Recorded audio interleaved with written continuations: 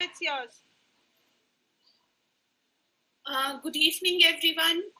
This is Dr. Ujjaljeet from Department of English, Guru Nanak Dev University, Amritsar.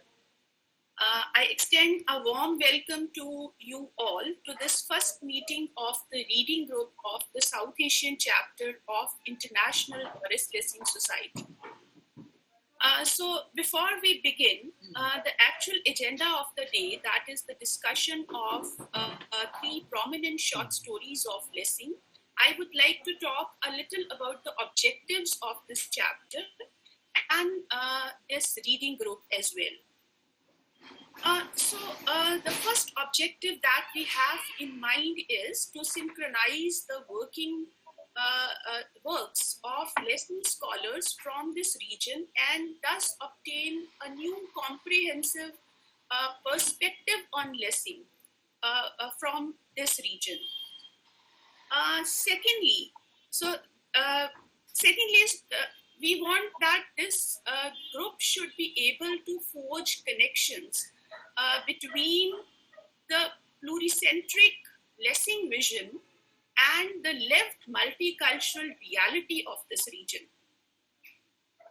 And the third very important objective of the group is, last but not the least, is to generate interest in Lessing in our younger scholars. So I may say that in nutshell, what we are trying to do is to build up a Lessing tribe in South Asian region. So with this very short introduction, I would like to bring our focus to today's agenda of discussing the three short stories, that is Debbie and Julie, A Woman on a Roof, and the Trinket Box. So I have just changed the order of the three stories, the way they were sent to us in the PDF. And the reason for this is that these three short stories actually refer to three ages. Actually, the female experience of three women from three different age groups. So in Debbie and Julie, we have a young teenager, the experience of being a woman, of a teenager. And then the woman on a roof, a grown-up woman, an adult woman. She's the protagonist of the story, a woman on a roof. And finally, the third story, the Trinket Box, is about the female experience of aging. So all the three stories basically build up a narrative of their own, the narrative of female experience through various ages. So with this, I open the house to our young scholars. We have professors among us, we have students among us, and we have research scholars among us. I'm sure that this would be a group where we have multiple visions on Lessing and these three stories, and also we'll try to see them from the perspective of South Asian culture, South Asian cultural discourses and cultural practices. So how does these themes they relate to the kind of society in which we are living?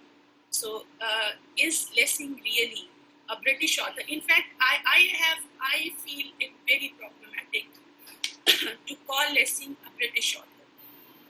The reason is, the first reason, the obvious reason is that Lessing was born in Persia, Iran. She was raised in Rhodesia, now Zimbabwe, and she lived the major part of her adult life in Britain. So, I mean, Lessing is essentially a multicultural author. And then, as we'll talk more about her in our discussion, which would follow up now, we'll see that even the vision which Lessing carries in her literature, in her books, that again is not limited to any one particular space or even time, any region. So Lessing, yes, of course, she is a pluricentric author. So with this, I would invite our scholars who have their views, opinions, and would like to share their resources. Ujjwal, if I may just come in a little, there's something you had pointed out or you had suggested we do. That is, you have already opened it to the audience. They can write their names in the chat box and perhaps even about what they wish to talk about, which particular short story they are thinking about. And while they do that, could we ask Jyotsna to come in very quickly to talk about what she feels regarding the Well, that's really a good idea. So people who want to speak, kindly write their names and perhaps a short story or a one-liner, yes, a one-liner about whatever they want to talk about. And meanwhile, Jyotsna Rege, who is the president of International Doris Lessing Society, she would give us a very brief talk about today's session. Jyotsna, please. Well, hello everybody. I don't know about a very brief talk. I will fill a little space while you are posting your passages that you're interested in or points you'd like to make. I will just add here that I would love it if you would put specific passages, like a quote, a specific passage that jumps out at you that you'd like to comment on. I'm just so happy at Doris Lessing Society South Asia. I'm so happy to be a part of it, and I'm so happy at the energy of the organizers who have founded it. And I just, I want to participate in every program that I can. This was a very interesting choice of stories. The Woman on a Roof is probably the most anthologized.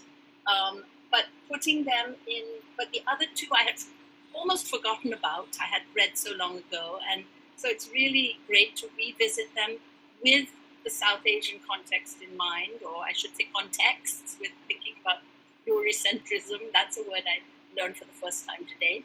And so I really just look forward to hearing from people from different perspectives and generations, what jumps out at you, what seems dated, and what seems very, very relevant and fresh.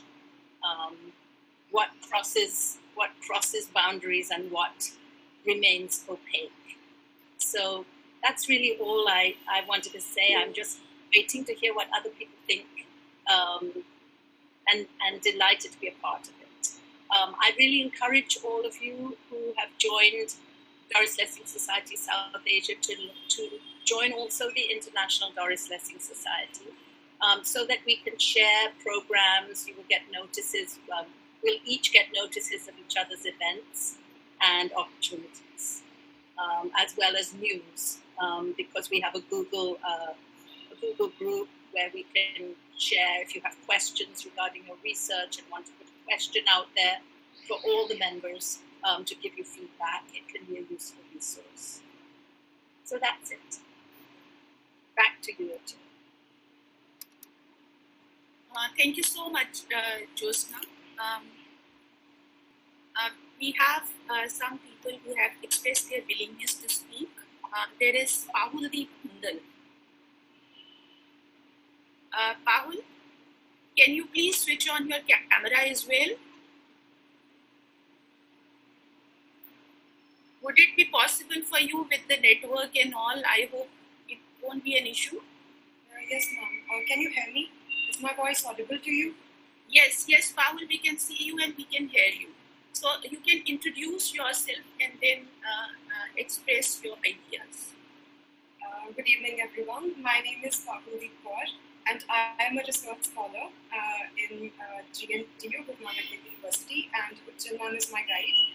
And My topic is linguistics. I'm doing ideational metafunction of linguistics in my research. So the stories that I have read, those stories are really heart-touching. Two of the stories really made me feel scared as a woman, because these are the type of things we really face in a day-to-day lives, the catcalling and eve teasing. The third story, which was Debbie and Judy, it was the story that I really liked, because I found out that there are many stories written by Indian writers which have touched the same topic. This story is about a girl named Julie, and she is a teenager because she's a school-going girl. She's a schoolgirl, and she has a teenage pregnancy, and she gives birth to her child, and then she abandons her child. In the same way, I have read a novella named Mukesh, and that novella is a part of The Mother I Never Knew. It is a book written by Sudha Murthy. In that book, Mukesh finds out that he is actually not the biological son of the parents that have raised him. And when he finds out who his real mother is, he finds out that she was also pregnant when she was a teenager, and she had to give him up. It was very strict. But there is a contrast between Julie and Nirmala. Nirmala is the name of the biological mother. On one hand, Julie sees a kind of hope. She wants to leave her home and get self-dependent and raise her own child, claim her own child. On the other hand, Nirmala, she does not do anything like that. She is a prisoner of patriarchy. She was under the control of her father, and then she got married, and then she was under the control of her husband, and then she had 2 sons from her husband, and then she was under the control of her sons. She never was any kind of independent woman. She never even thought about being independent. Financial independence is very important for a woman if she wants to raise her children. But Julie, in the story, in the end, when she comes to know that her aunt faced a similar situation, and her aunt actually claimed the child and she refused to give up the child or abort the child, she saw a kind of hope, and she decided to do the same. That is a very strong thing. Another thing is that Julie, she gave birth when she was all alone. She gave birth in a very secluded place. She was alone. There was no assistance of any kind. And there was even a dog nearby. Now that dog was, I saw that dog as a threat, because when she gave birth, the dog ate the afterbirth, and he was actually waiting for her to leave the child, abandon the child, so that he can eat up the child as well. But on the other hand, Nirmala, in the novel Mukesh, she was never alone. She was always accompanied by a maid. She was never alone. That is why I feel that Nirmala, who is, the female depicted in the novel, Mukesh, she was kind of a weaker woman. There is no strength I see in her. Even when she sees Mukesh for the first time, and she is full of emotions because she sees her firstborn, she is not strong enough to claim him. Even as a grown-up woman, she is not able to do that. Another novel that comes to my mind is the novel A Woman is No Man, which is written by Itafra. And in that novel, there is a woman named Isra, who is a Palestinian woman who has immigrated to America. After immigrating to America, she gave birth to 4 daughters. But her in-laws, they don't want daughters, they want a son. When she got pregnant for the 5th time, even though she was married, even though she already had 4 daughters, she tried her best to abort the child by jumping on the stairs, because the same thing, she is not financially independent. Because she is dependent on her husband for everything, and her husband is mentally abusive, physically abusive, sexually abusive, she does not have the courage to bring the 5th girl to be, so that another 5th child can become the prisoner of patriarchy. The second story that I really found interesting is the story of Woman on the Roof. The woman depicted in this story is a very strong character. I really liked her. She's really strong. She is not affected by the catcalling and the eve teasing, which are thrown in her way. When the men, they catcall her or they whistle at her, she remains indifferent, and she even changed her position once. The same type of characters are depicted in the movie The Angry Indian Goddesses. And it depicts strong female characters who are Indians in origin, but the sad thing about that movie is that one of the female characters is gang raped, because her freedom is seen as a threat in the eyes of the men. and they see the sexual violence as a way of suppressing the freedom of a woman. But in the end, all the females, they stand up to, they are together and they are able to conquer the problem, which sadly is not the situation in India right now. We need to work on it. This is why I think that both of these stories, they have had a huge impact on me as a person. And I think they do really show us a mirror to our society. Thank you, ma'am.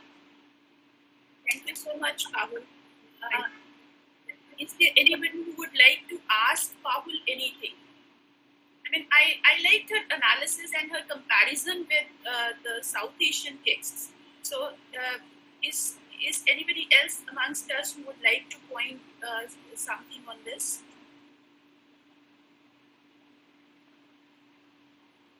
I think I was very impressed by the parallel she drew between the Indian texts and Lessing, because, and when she almost mentioned the word fifth child, all Lessing scholars will kind of go a little like, oh, okay, again the fifth child. So yeah, that was very exciting. Thank you, Pauldeep. I was just about to type this out, but I'm glad I could say as well. Thank you so much. So yeah, it was very exciting. Yeah. Okay, Pahul, we'll come again on the issues which you have raised, but let's have some more inputs from other scholars, and then we'll compile our ideas together and discuss it more. So, the second speaker that we have here is Gurshik Kaur. So, Gurshik, kindly please switch on your camera. Hi, good evening everyone once again. I hope the audio and the video are fine. Yes, absolutely. Okay. So, introduction please. Yeah. So, I am Gurshik Kaur, Assistant Professor in the PG Department of English at Shri Guru Gobind Singh College under Punjab University, Chandigarh. So, I joined your group before also, and I did mention that I don't have scholarship or blessing, but of course every reader can respond to a good text. So, and this is something new that I'm discovering, and it's actually mind-boggling. First, I must state that right at the very beginning. There are two things that I wanted to start with. One that I wanted to mention, and one that I want to say in response to what Ujjaljeet said. So what Ujjaljeet said was that, these three texts that we have been given for consideration for reading, they depict women in three different stages of their lives. Yes, I really hadn't thought of it in that manner. And secondly, it is their responses or their progress as women characters, right? So in response to that, what I wanted to say was rather, I really did not feel that it was a progress of the women characters. On the other hand, I thought that the women characters here were more like, a reference point. And in comparison to the women, I saw the progression or the deterioration of the other characters. In fact, I saw the women characters as the constant or the static, more natural, and the other characters around them either revealing themselves or discovering themselves. That is what I realized. So I did not see it as a progress of the women characters, right? So I on the other hand, thought that the women characters in all the three short stories, they revealed the thought processes, they revealed the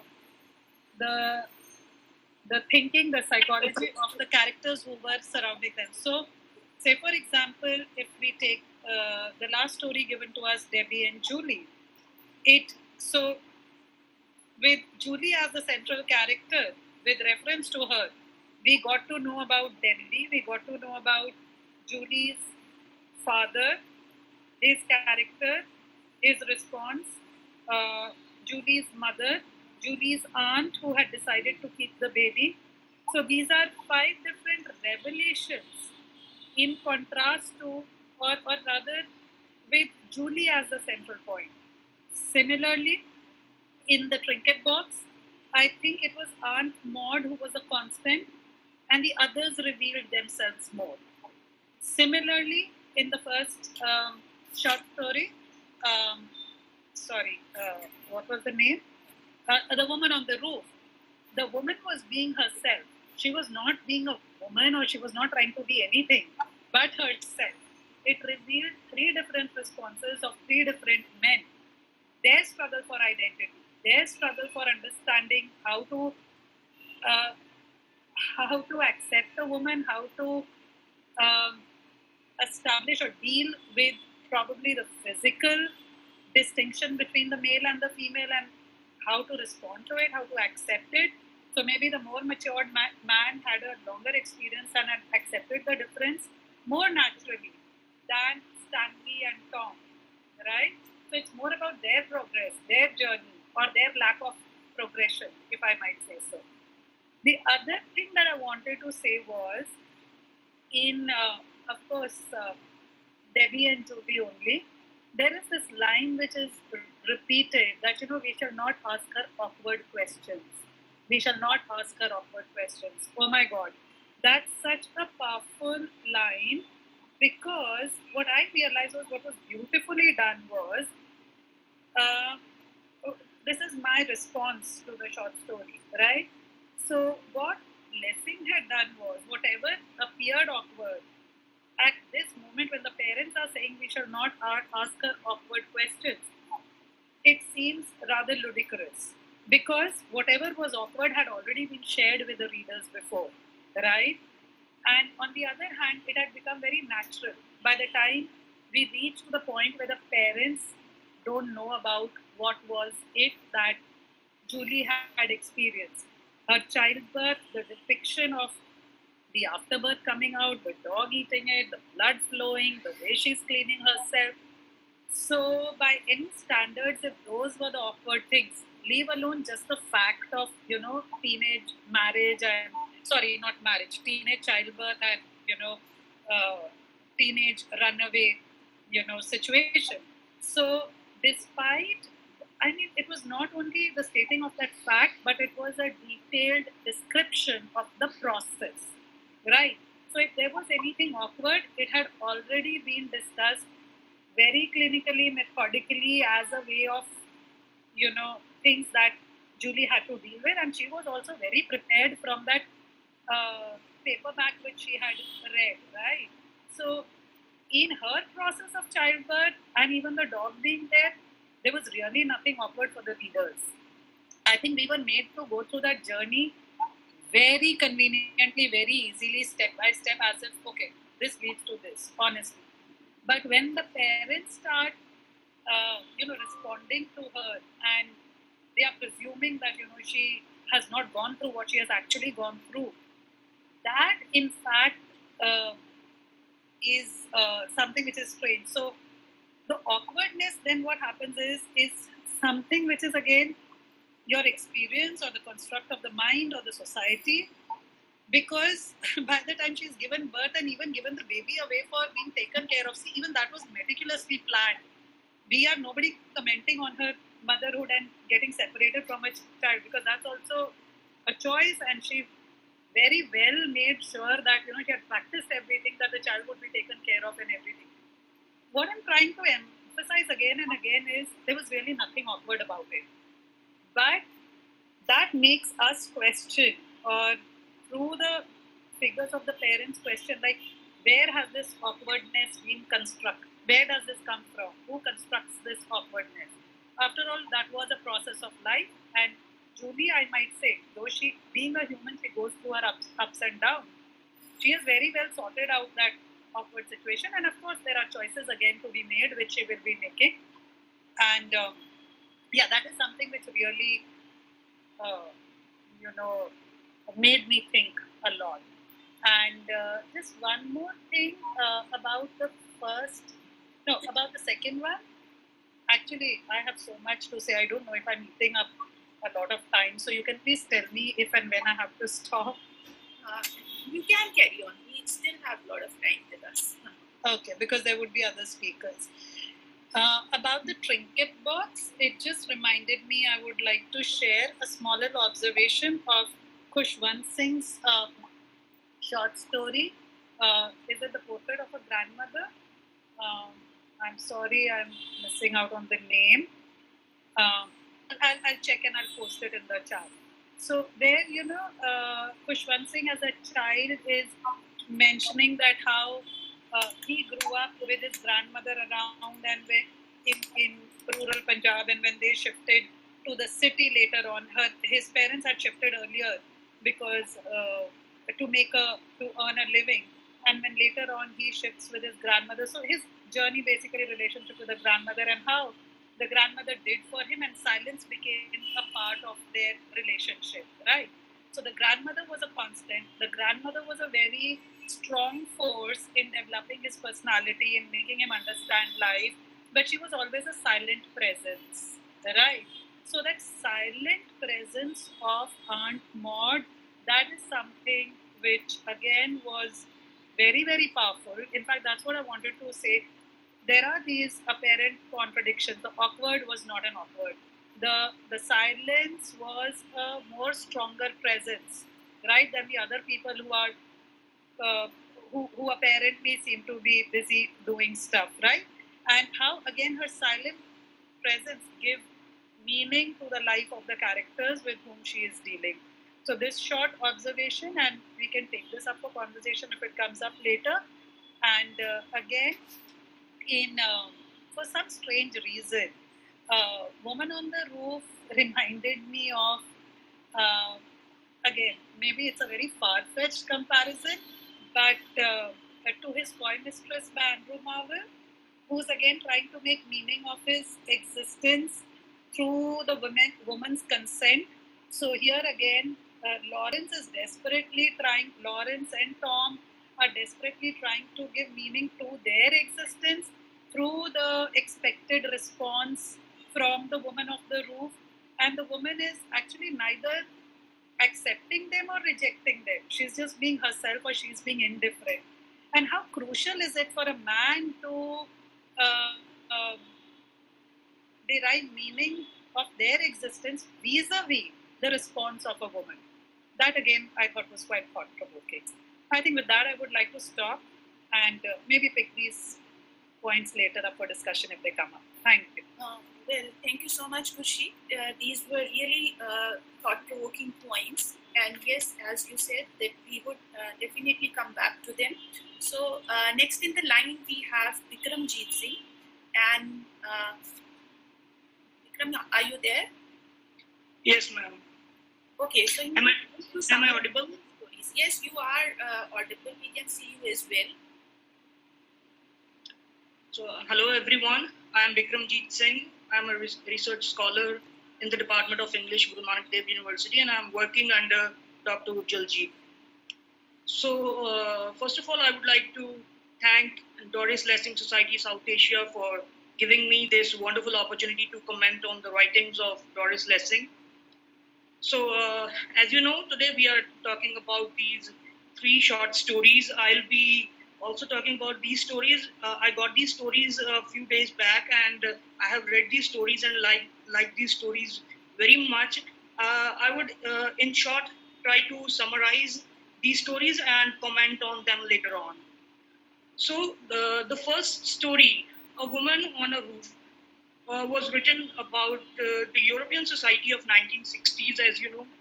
In the story, we see that there are 3 male characters, namely Harry, Stanley, and Tom. Harry is 45 years old, Stanley is a newly married man, and Tom is a 17 years old boy. All these 3 men are working on the roof of a building. So it was a hot sunny day, the day on which they saw a lady who was lying on the roof of a building.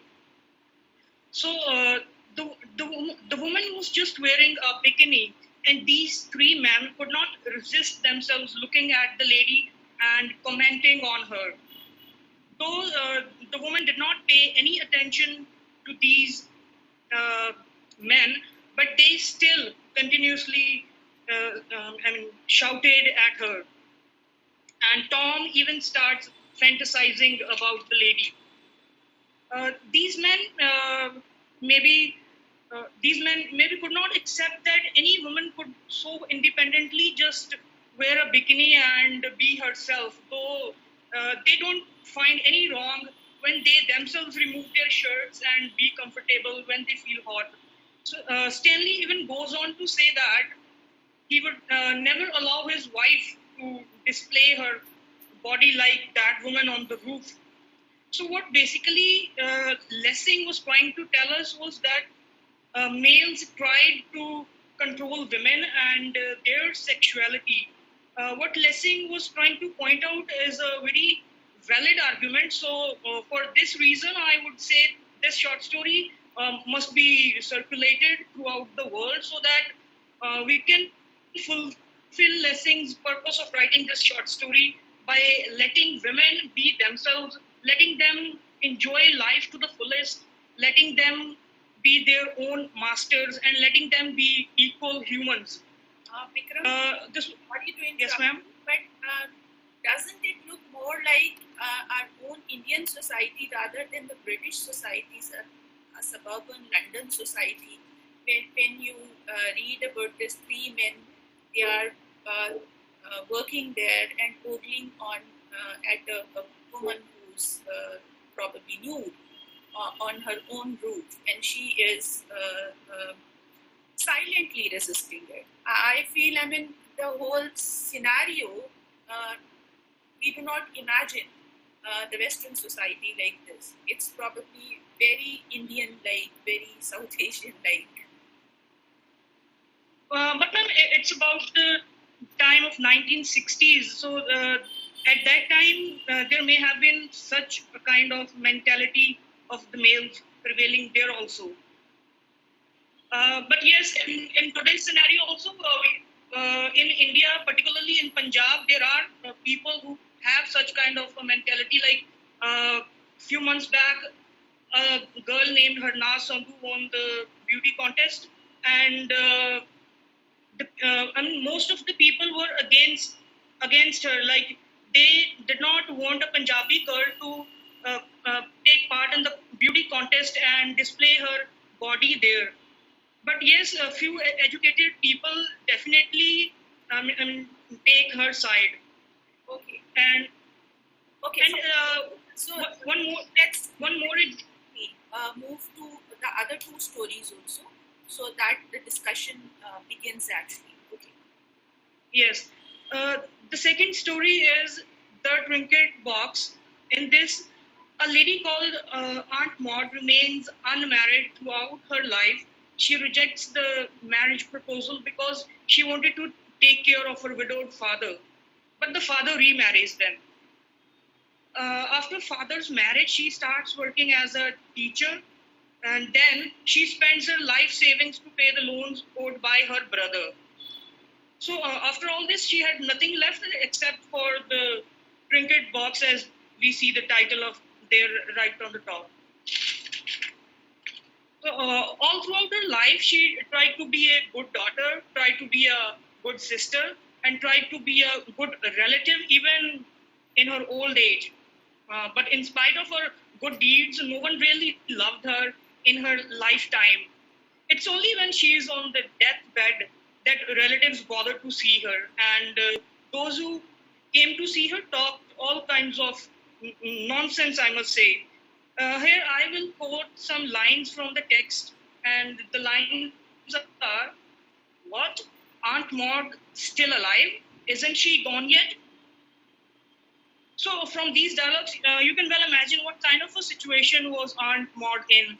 So this short story basically highlights the withering of human relationships and effects of aging. Reading this short story, can help us in imbibing human values of relationships and the treatment of old-aged people by the society, relatives, and the family.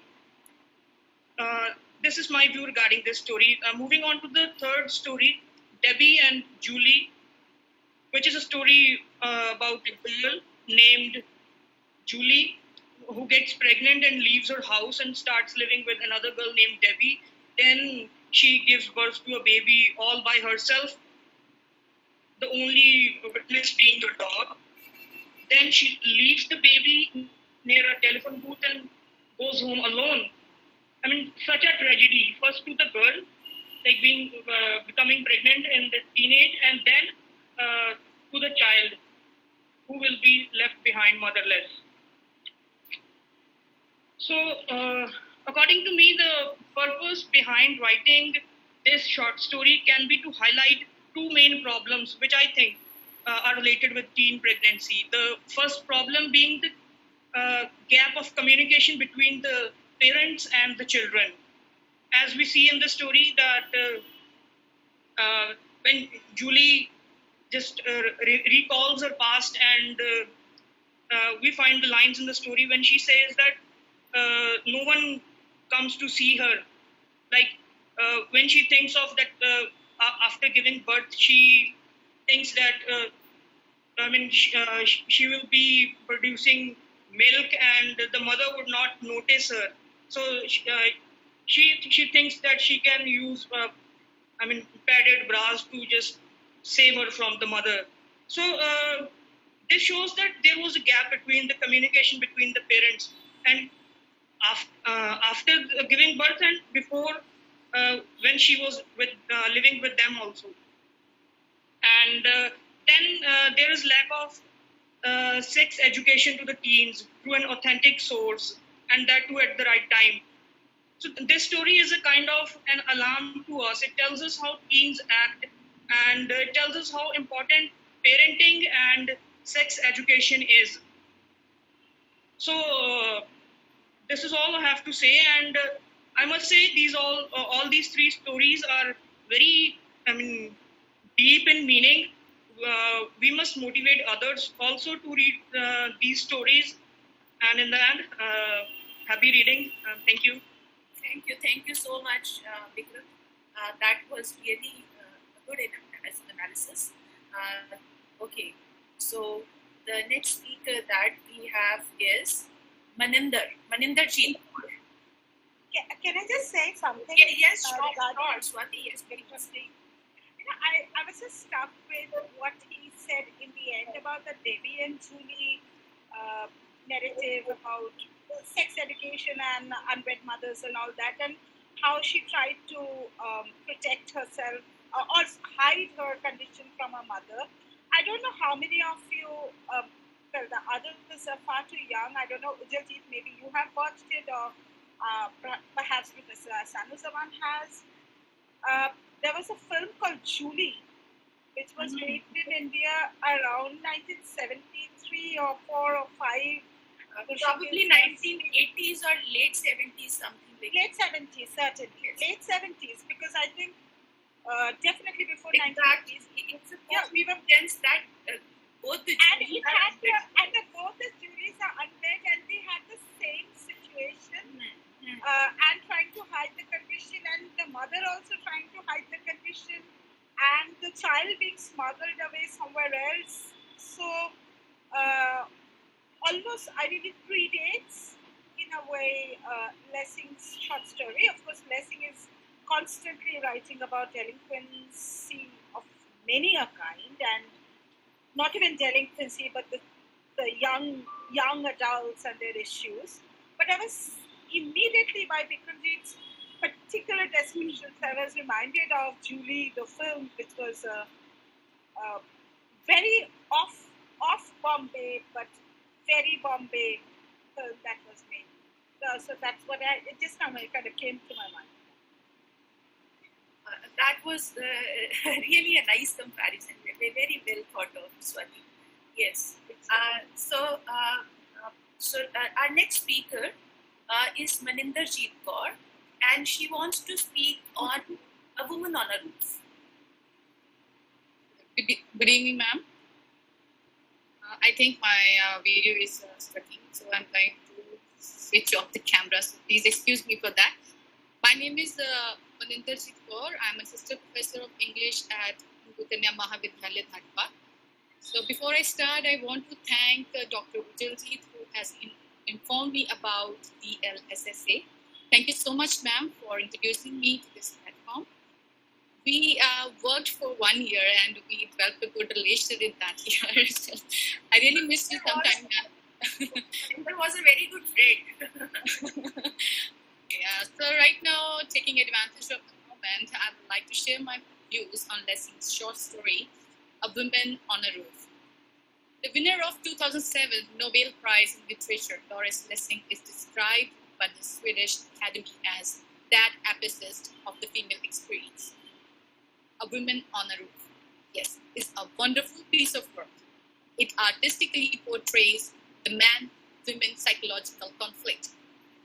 Keeping aside the differences of first world and third world feminism, this work highlights the common problem faced by women. Indeed, our problems are not identical to the issues of English women, but Lessing has touched the strand of commonality. This work presents the feelings and responses of women towards the unwanted advances of men. Lessing has kept the main female character of the story unnamed and simply calls her woman. With this technique, she has tried to relate her experiences with the other women of the world. In addition to this, Doris has set the objectification of women as the theme of the story. At the very beginning, there is an exchange of dialogues between three men. Stanley, a newly married man, Henry, the oldest man of about 45, and Tom, a 17-year-old boy. The dialogue goes, "She's stark naked." "She's stark naked," said Stanley, sounding annoyed. Harry, the oldest, a man of about 45, said, "Looks like it." Young Tom, 17, said nothing, but he was excited and grinning. Stanley said, "Someone will report her if she doesn't watch out. She thinks no one can see," said Tom, craning his head always to see more. These male characters from different generations bring out the deep conditioning of male psyche. The woman is 50 yards away from these men and basking silently in the sun. Initially, she is unaware about their existence, and upon knowing, she keeps her calm. The woman doesn't take their advantages seriously on the next day as well, and changes her position so that she could hide herself from them. Such indifference is not acceptable to the male characters. Upon scrutinizing, it becomes clear that, according to them, anger and acceptance are the two approved responses. Indifference and ignorance boil their blood. Therefore, at one time, Stanley calls her bitch, or thinks to report her to the police. Stanley blames the male of her family and takes pride in calling himself a man of good command. He says, "Not a chance, not on our roof." Yes, Lessing has brought out the fact that how a man considers women of others as objects and his own as a matter of honor. Apart from indifferent attitude of women, she has portrayed another woman, Mrs. Trinket, please excuse me if I have mispronounced this name, who treats them well and shows sympathy. Even her kind act is taken in a wrong way. So there is a paragraph about this woman. The women who had lent Harry the blanket came out and offered them a cup of tea. They accepted gratefully and sat around Mrs. Fisher's kitchen an hour or so, chatting. She was married to an airline pilot, a smart blonde of about 30. She had an eye for the handsome, sharp-faced Stanley, and the two teased each other while Harry sat in a corner. So, in order to disclose and give voice to the thoughts of the women on a roof, Lessing brings her two characters, Tom, scarlet-faced, excited boy, in front of the serious, nearly naked women. Despite reducing the distance of 50 yards to a few centimeters, the widened gap of mentality is highlighted. She negates his advances on his face. She even tells him to go away and reprimands, "If you get a kick out of seeing women in bikinis, why don't you go?" and take a six-penny bus ride to the Lido.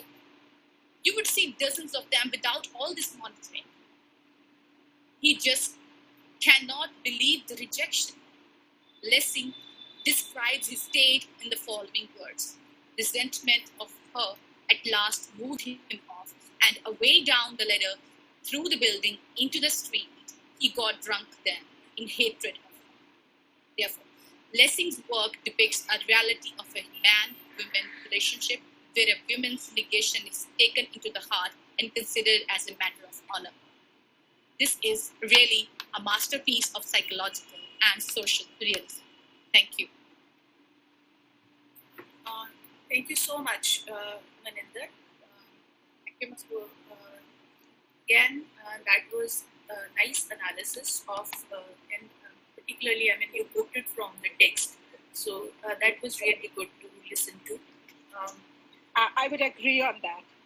That was so nice of her to read Yes. it out. We wanted it. Right, Josna? I'm sure even Josna liked it. Thanks so much, ma'am. The next speaker that we have is Gunjari Das Gupta. So, fortunately, she is again speaking on a woman on a roof. So, that would be a continuation probably of what Maninderjeet was talking about.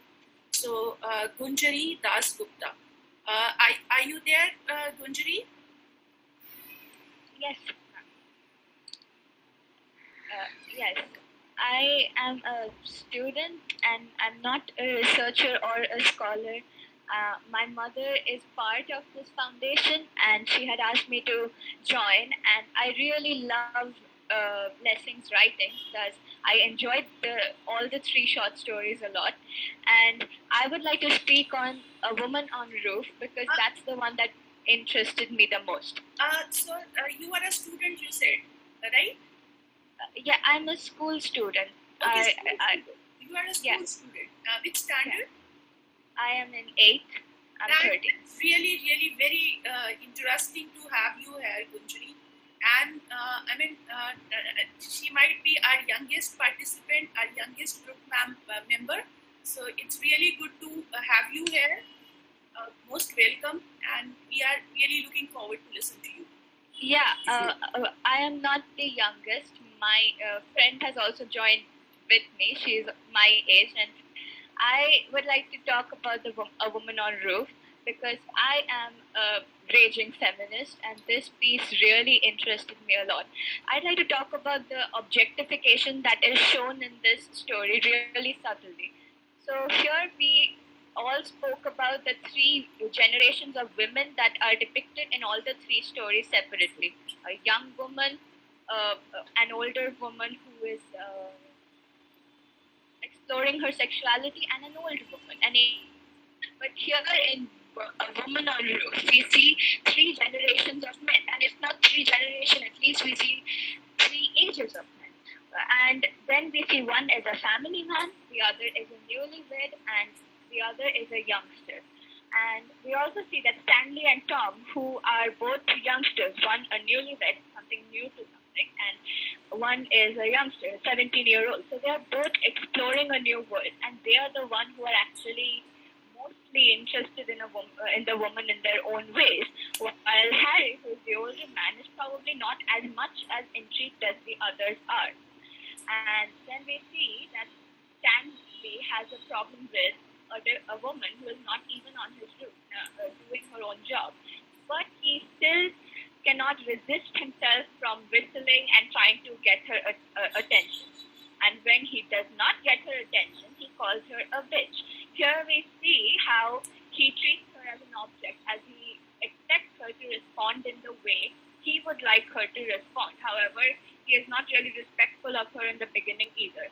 Then we see Tom. He is depicted as a young boy. However, he fell in love with the idea of a woman or a dream he had. And in the end, when he did go up to her and she did not want to speak, naturally, since, she did not know him, he drunk to her with all the hatred that he had. And he felt betrayed, and the betrayal was pretty strong. But here we see that there was no place to be betrayed to begin with, because the woman owed him nothing to begin with. He did not know the woman. He dreamt of her, and he expected her to be according to what he wanted. It was similar to what Stanley wanted out of the woman. He wanted her to respond. At the same time, he did not want to respect her. And Tom also wanted the woman to be something she was definitely not. And he was offended by that. And then we also see that Stanley is talking about how he would not allow his wife to do these certain things, and the other men interfere by saying, but this is not your wife. And he is talking about the morals and values of a woman and what a woman should and shouldn't do, but he doesn't resist the urge to flirt with another woman who was also present, which is proving the hypocrisy here. He is not a standard person, but since he's a man, he thinks that he can treat and talk about women like this in derogatory terms like bitch. And we also see how the objectification that I'm talking about is basically that men expect women to work like objects, like a dough. You shape it in your own form. You expect it to be something. They are not acknowledging that she is her own person, and she is portrayed as a rude person when all she's doing is trying to bathe in the sun while someone's interrupting her sunbathe. And I think this is really important, and it's shown in a very subtle manner. And the three types of men that are shown are also very important. And this story really interested me a lot. I'm not sure whether I could explain my point properly. I love Doris Lessing's writing. My favorite one is The Fifth Child. I have also read. Josna must be very, very happy. Yes, I love The Fifth Child, and I've also read Maninder. I also like The Cleft a lot, and I do intend to read more of her books. I grew up with my mother telling me all about her and her stories. She's a really intriguing author. I find her way of writing to be different from other authors that I read, and I think she is a really important part of my life, as my mother dedicated 15 years of her life to her. So it's almost as if she is family to me, and as if someone I know the way I was raised. I would really like to participate more with her books and any of the other meetings that I could attend and learn more about. Well, thank you so much, Kunjari. That was really very good, very mature analysis of the story you presented. And particularly, I mean, young people, very young people. I won't say young people, because most of the people here are young people. But people of your age taking interest in Lessing, because Lessing has potentially been labeled as a very difficult author. So people of your generation reading Lessing, I think that's very encouraging. It's really, I mean, in a way, the one objective of this book is already, I can see that it's being achieved. I can see that through you. So thank you so much. Yes, may I add something? Yes. If you don't mind. Yes. Yeah. So I also noticed there were 6 days mentioned in the story, and each day got hotter, and I was reading that and I felt like it was also the temperature could have also been referring to the passion. Like each day, it was from Tom's perspective mostly. So each passion. Temperature of, I think, sexuality as well as hatred. As well as and then in the end, when he is hating her, we see the passion is burning down, and the last day there was rain, and you see the passion goes down, the hotness of temperature goes down. So I think that was depicted in the story in each page when it said that the next day just got hotter than the first one and the third one. So and when she goes inside and like the train, they go inside.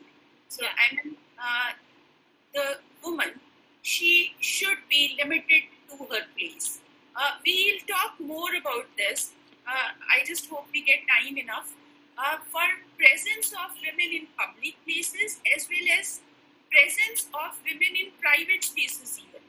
And then Virginia Woolf's A Room of Her Own. So, Yes.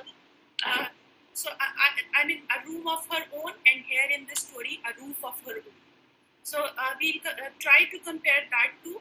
But before that, there is like Jyotsna has written here that this story, in continuation of this story, it reminds her of Manjula Padmanabhan's short story teaser. I would just request Jyotsna to come up and say a little more about it, because I haven't read this story teaser. So, I mean, if she could elaborate this point a little more. Pujal, I think Jyotsna had to leave. Jyotsna, Yeah, so said, Jyotsna had to leave, so maybe this is something we can keep for some of our later. Okay. sections. Okay. So Yeah, we if can anybody keep a note else of that. has read about this, they can comment on this. If anybody else has read Manjula Padmanabhan's short story teaser. I wonder. I guess not. So I got just to note it down. So for my future reading. So again, in continuation of A Woman on a Roof. So Swastika Chaudhary wants to comment upon this. Yes. Am I audible? Yes, Swastika, you're audible. Shastika, can you turn on your video? I mean, Gunjari kind of Yes, ma'am. decided not to have a video at all. Actually, my Yeah, webcam. it would be nice. It would be nice to look at you also. Yeah, If it is not a problem. yes.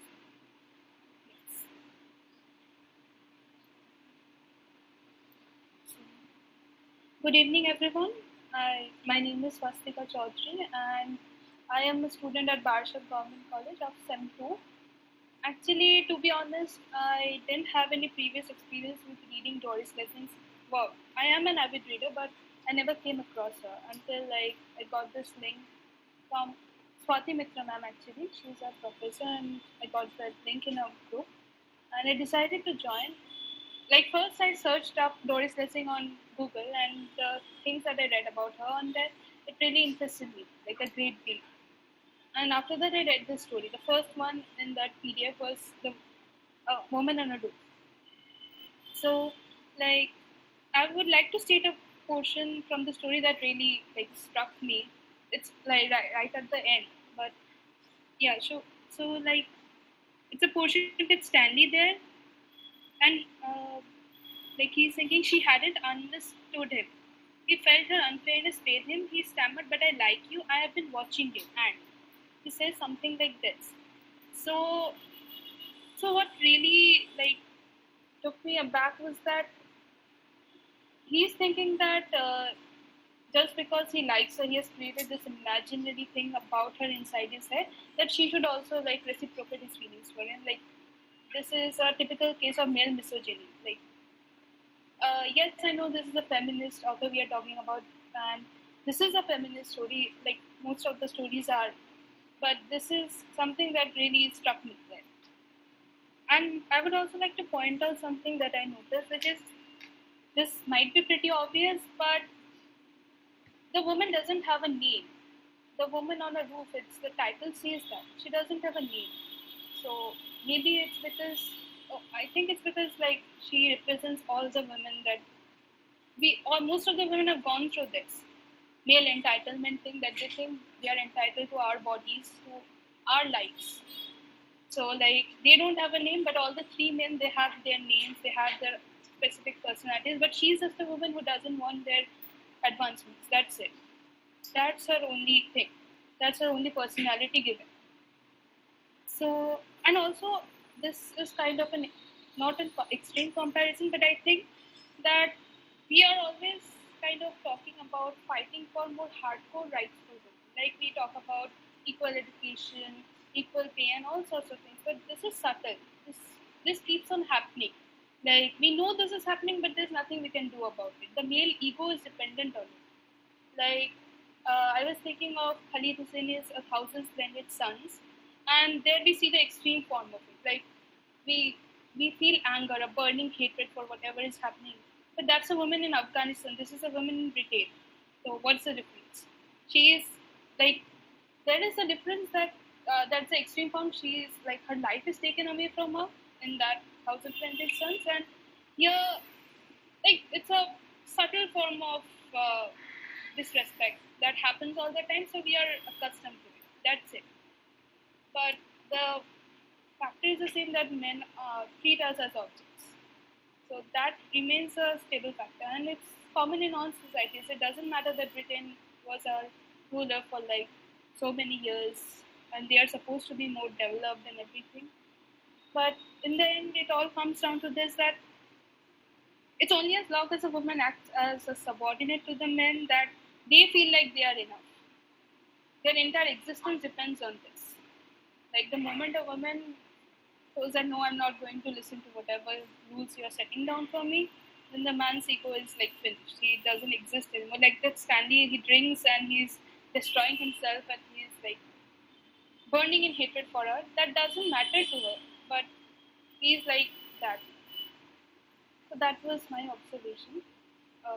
And once again, I'm not like I'm just a undergraduate student, so I don't know how far that explanation is correct or anything. So thank you.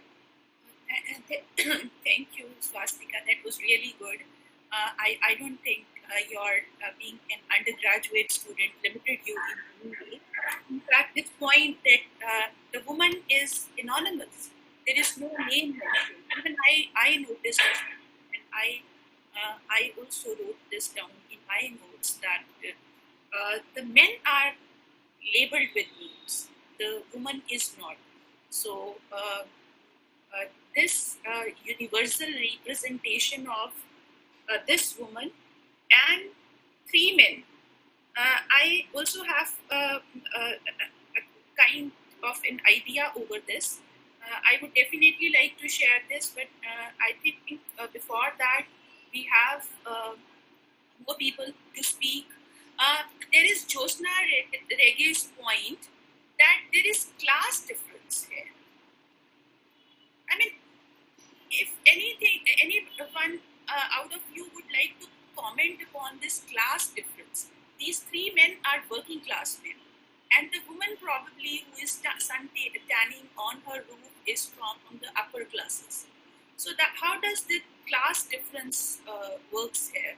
So if anybody would like to comment upon that, certainly we all have noticed the class difference. But how does this affect?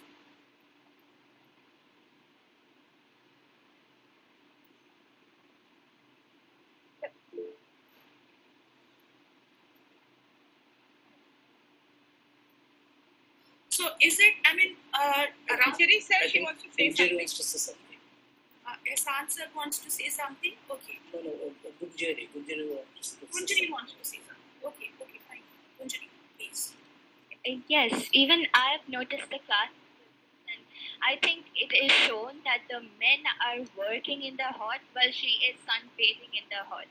And then in the end of the story, we also see where Tom is asking whether she likes the sun or not. Basically, the heat is playing a very important part over here, where the men are resenting the heat because they're working class and they need to work in it, and they think are they being treated like lizards or something, and the heat is not advantageous to them, and the woman by the way is just loitering around, sunbathing, relaxing. So I think that they also see her as someone who is displaying herself and someone who has the ability to display herself simply because she is more privileged than they are, and because she is displaying herself, they think they have the right to have an opinion on it. When it is not their roof, it is not their place, but simply because she is objectifying as they would like to perceive, they think they have a right to discriminate. And the heat, as I said, is an important part over here, and also her rudeness and her lack of interest in the men is showing that she may not be interested in working class men, and the class system is really prominently shown here. The bikini and everything, they're completely different universes, and that is a very prominent part in the story. I'm not sure whether I could explain my point properly, but I noticed this and I think it was really important to the plot. And I think the storyline would be different if both of the people were of the same class. Thank you, Gunjari. That was a very nice observation.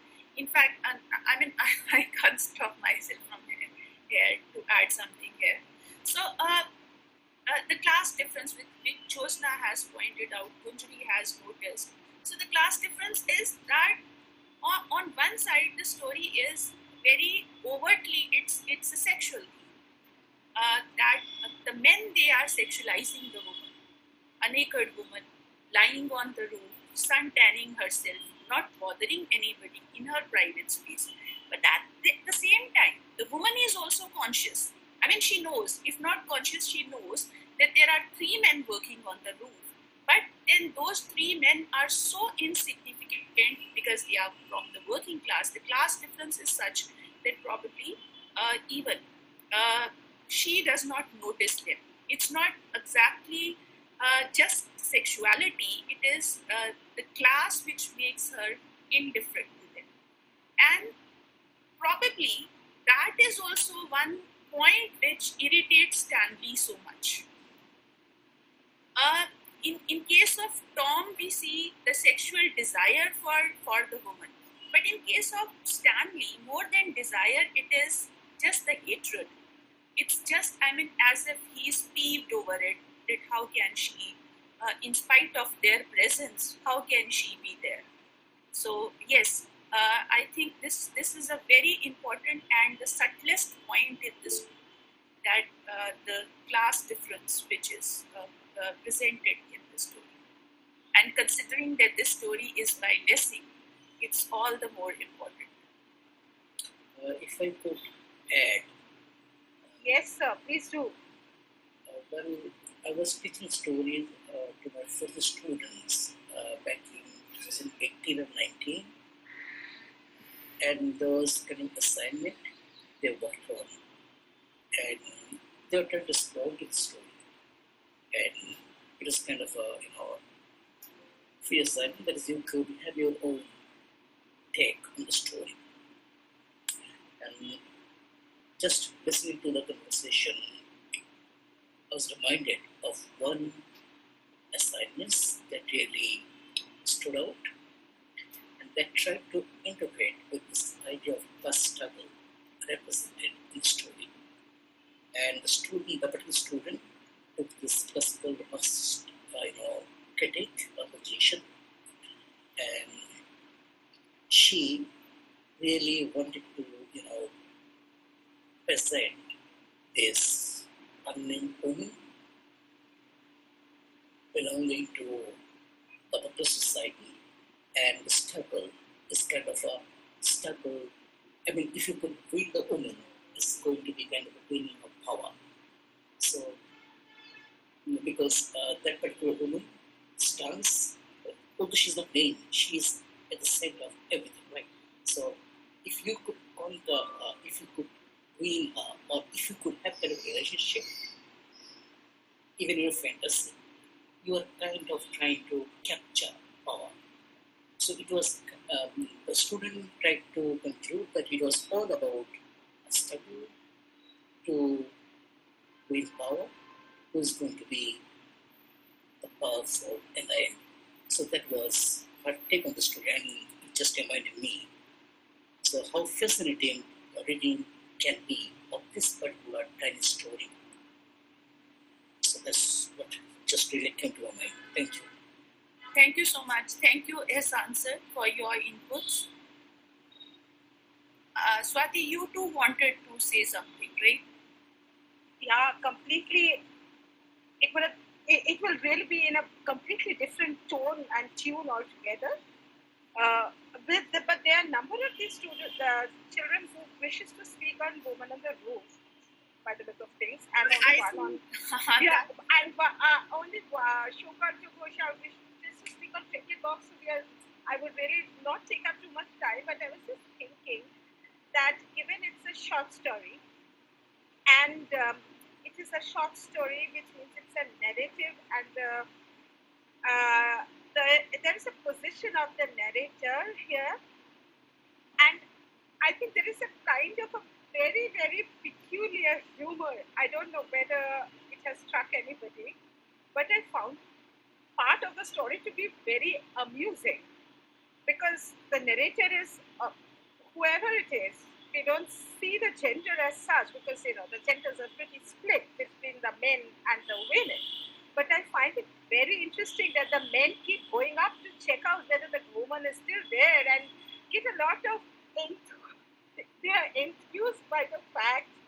And I think the completely funny situation that creates. Yes, ma'am. One goes up and sees things and try to hide it. And the competition between the men. Yes. I found it to be so embarrassingly hilarious at times. I think that their entire objectification of a woman who couldn't give a damn about whether she's being watched or not, that itself becomes quite a write out of male objectification of women. Perhaps it's my age which makes me laugh at things like this. I really don't know. But I found it to be mighty funny, basically. Nothing really to be very annoyed about. Look at them. One saying, well, I'm not going to. One saying, oh my dear, if I really wish. One saying, oh, well, what's there in it? But I'm going to look at it anyway. So I found it to be extremely hilarious. Bearing the scorching heat, which they could not bear otherwise. But and they got something to cover themselves with. So yes. They could get a view. I found that to be very interesting. It is very interesting. I will leave it to the others, the children, to talk. We have few more people who want to speak. So there is Afia Siddiqui. Again, she wants to speak on a woman on a roof. Hi everyone, am I audible? Yes, Afia, you are audible. Alright, so good evening everybody. I'm Afia Siddiqui and I'm a middle schooler. I have not been introduced to this author, however, I'd like to thank my friend for letting me know about this society, and I'm glad and I'm honored to be a part of it. After reading the stories, I was actually really impressed. I've read many authors. For example, Ayn Rand. According to me, the only one who can be on the same level as her is Miss Lessing. So, I'll be speaking about the story, The Woman on the Roof. This story has an extremely strong woman as a character who does not care about the society, the police, or what the elderly say about her. I'll keep this short. And as everyone has talked about the female's perspective, I shall not be talking about that. What I shall be speaking about today has nothing to do with the strength of this character. The story, The Woman on the Roof, is relevant in innumerable ways. Yes. The reason is different for person A, person B, and person C by default. Personally for me, this story stresses on the fact that Homo sapiens are vulnerable, that they give in too easily. On the last page of the story, I shall quote the extract. It is, "She lay there, he stood there. She said nothing. She had simply shut him out. He stood, saying nothing at all. For some minutes he thought she'd have to say something if I stayed. But the minutes went past, with no sign of them in her, except in the tension of her back, her thighs, her arms, the tension of her waiting for him to go." We see that Tom, after ignoring the taunts and not giving 2 cents about the patriarchy, finally built up the courage to tell the woman he saw on the roof that he truly loved her. He did not know the woman. In a way, he fell in love with his fantasies and not the woman herself. Even though the woman had left behind all the worries of what the society would think, he decided to fall in love with her. The desire to see her, just a glimpse of her, was strong enough to make him work under excruciating circumstances. Imagine working with lead under the scorching sun. What torture it must have been. Instead of protecting his masculine pride, he showed the vulnerable side of him to an unknown woman. He let her beauty take the best of him. The woman, however, did not give any attention to him. and remained indifferent. After this incident, he got drunk. Though he had no right to be angry, he did hate her. The first thing that came to my mind after reading the story is the fact that we Homo sapiens let emotions get the best of us, and instead of logic, emotions are the things that is the thing that rules us. I would like to conclude by saying that this is what ruins most people in this generation. I am a new member of this society, and I'd like to thank my friend Gunjri and her mother, Miss Swati, for introducing this author. And I hope to participate further too. Thank you. Thank you so much, Afia. Bill, I like this line you quoted. She lay there, he stood there. This juxtaposition of two stances. She lay there and he stood there. So these are two perspectives basically. The woman lying and the man standing over there. So, and these are the two perspectives which most of us who have been commenting upon the woman on a roof have been like taking one or the other perspective. So the woman who is sunbathing there and the men who are working in the heat. So the two universes, the two worlds. So definitely, I think we are opening up to more facets of the story in which it's not exclusively about sexuality. There are a number of more nuances which are inbuilt in the text. And we are, I think, with this discussion, we are able to deconstruct those nuances. So one of these is this, the two perspectives. The woman, though she is anonymous, though she is silent, but she is also representing a group, a class. She is also a representation. I would rather like to call it that she's an allegorical figure. So more on this, but before that, let's see if there are more people who speak. So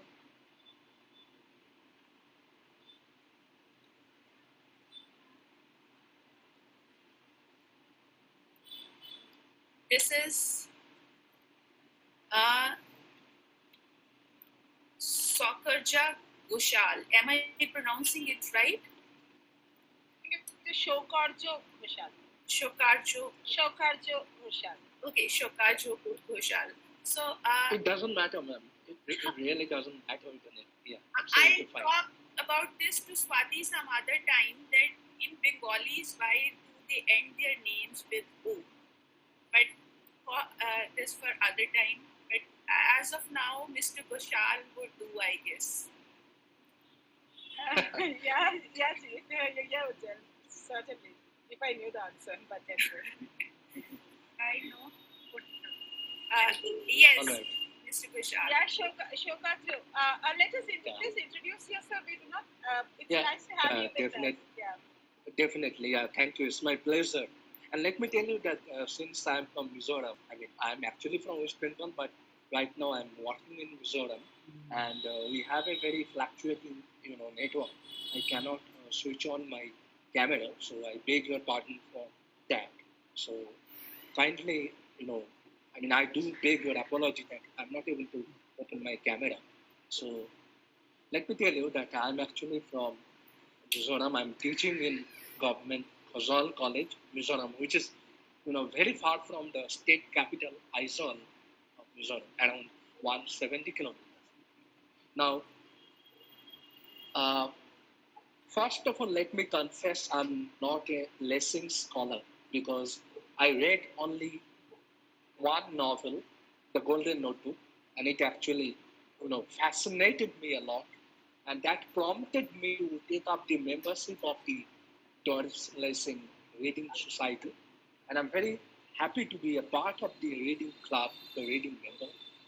And another thing which I'd like to tell that when in the beginning of the thing, when it was introduced that Lessing is actually a kind of multicultural, is quite not a British writer, is a kind of multicultural writer. I feel that it applies to almost all the writers right now, because almost all the writers have been read, have been translated, or have been, quite researched upon, and not only Lessing. And in fact, we can talk about Marquez, Garcia Marquez, or any other writer who have been talked about and who have been translated and who have been well researched. So it's not only Lessing who is quite multicultural. In fact, almost all the writers, because of the age of globalization, even today when Gitanjali has got the Booker Prize, in fact, I feel that even someday she has also become quite a multicultural writer. So it's not that she's only an Indian writer or kind of a regional writer, but she has become a world writer, in my opinion. Well, coming to my explanation of the story which I would like to comment on, that is the Trinket Box. And I haven't read all the three stories because I'm preoccupied with the college work because of the upcoming NAC visit in my college. So I beg your apology. I have read only the Trinket Box. And I would like to comment on that particular story about the particular character, which actually appealed to me a lot, that the spinster character and Maud. In fact, I find a kind of lot of similarities, lot of affinities with any other writers whom I have read. For example, Miss Havisham from Dickens's Great Expectations. In fact, she's also having the self, independence, self courage, and that prompted me. When she was rejected on the day of our marriage by Magwitch, and she was wearing that particular dress, and she employed the character Estella to win the heart of the men and to break their heart. But here, AG, that is we can actually interpret from a theoretical point, that is the called angle of gerontology, because gerontology nowadays is a kind of emerging field. Now, culturally, if we talk about gerontology, it is actually a kind of area, it is a kind of cultural discipline that talks about the experience of people, both men and women, when they age. That is the cultural representation of aging that we can call. Now, from the gerontological perspective of aging, I feel the character here, that is in Trinket Box, according to me, has a lot of similarities with Miss Havisham in The Great Expectations by Dickens.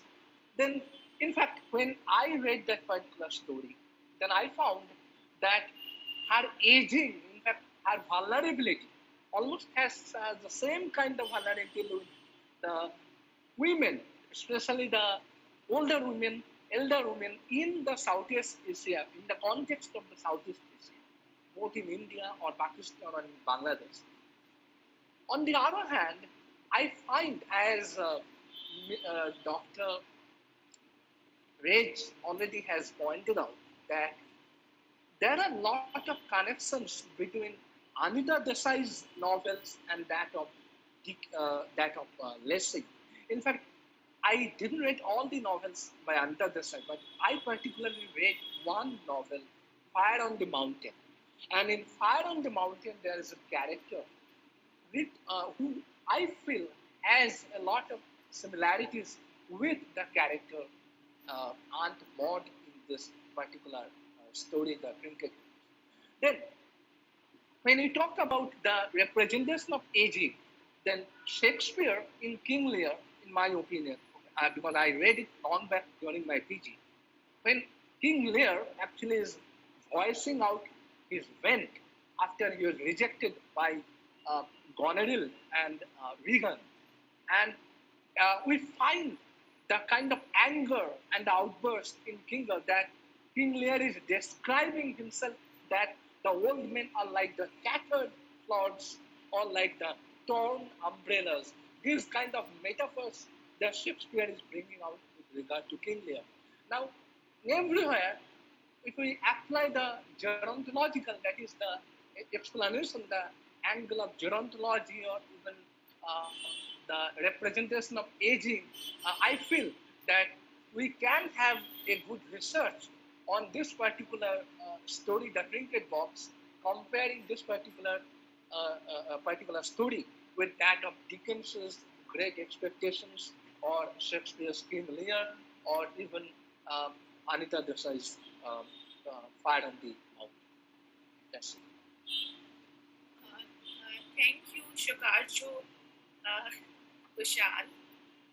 This was a very good analysis, particularly you've covered so many texts. I personally like the comparison with Miss Havisham. So that was really very, it was innovative for me. I mean, finding this comparison, Miss Havisham, the way she is aging and she is single, she is aging, and her bitterness of her life experiences. Yes, I like this comparison very much. Swati, you want to add something, I guess? No, that's fine. Even I found it interesting. Like, it connects the dots in the tradition. I think I was also thinking about characters like Miss Aunt Maud in say Aparna Sen's 36 Chaudhary, where it shows a retired teacher and how she responds to students who kind of return, and then the exchanges between the changes that have taken place between relationships, things like that. I just kind of, from the top of my head, I was thinking actually of the resonances in certain ways, but also very, very popular things like maybe some Bengalis will remember there used to be a film called Janoni, which had the mother, kind of being taken away by all the four. Like, she had to spend the entire year not with one son because the family has broken down, and she would spend two months here and 2 months there and 2 months. It was a very, very long and tedious series, but I remember in bits and pieces, but it did address a very vital issue of the breaking down of the joint family system and what will happen to the aging. I think that is the basic crux of the matter.